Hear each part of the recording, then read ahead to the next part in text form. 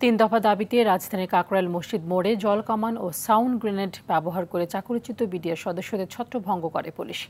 উভয় পক্ষের ধস্তাধস্তি ও উত্তেজনাকর পরিস্থিতিতে আহত হন বেশ কয়েকজন।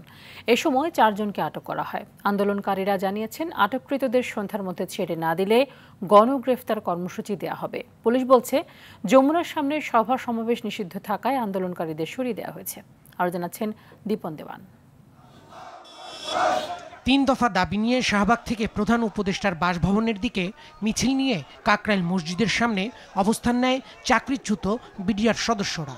প্রধান উপদেষ্টার বাসভবন সহ আশপাশের এলাকায় সব ধরনের সভা সমাবেশ নিষিদ্ধ থাকায় 10 মিনিটের মধ্যে আন্দোলনকারীদের সরে যেতে বলেন পুলিশ।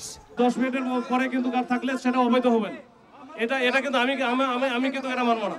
দাবি আদায় না হওয়া পর্যন্ত সেখানে অবস্থানের ঘোষণা দিলে আন্দোলনকারীদের উপর রঙিন পানি নিক্ষেপ করে পুলিশ।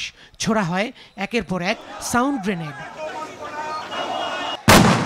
তীব্র ধোঁয়া আর হট্টগোলে ছড়িয়ে পড়ে আতঙ্ক। এ সময় আন্দোলনকারী ও পুলিশের বেশ কয়েকজন আহত হন।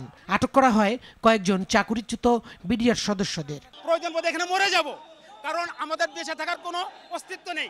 পুলিশ আমাদের উপর জল কামান, সাউন্ড গ্রেনেড এবং রাবার বুলেট নিক্ষেপ করছে, অতর্কিত লাঠিচার্জ করছে।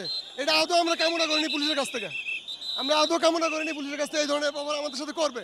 এক পর্যায়ে আন্দোলনকারীদের ইঞ্জিনিয়ার্স ইনস্টিটিউট পর্যন্ত সরিয়ে দেওয়া হয়।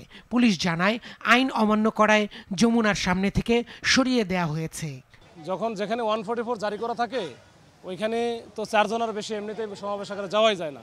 ওখানে শান্তিপূর্ণ বা অশান্তিপূর্ণের বিষয় না, ওখানে যেভাবেই থাকুক ওইখানে হচ্ছে ডিসপার্স করাটাই আমার হচ্ছে মূল কাজ, মূল আইনের যে বিষয়টা। এখানে আমরা ওইখানে তো থাকতে দিব না। আমরা ওয়ার্নিং দিয়েছি, বহুবার চেষ্টা করেছি, কিন্তু না গেলে তো শেষ পর্যন্ত আমাকে ডিসপার্স করতেই হয়। এ ঘটনায় আশেপাশের রাস্তায় তীব্র যানজট সৃষ্টি হয়, ভোগান্তিতে পড়েন যাত্রীরা।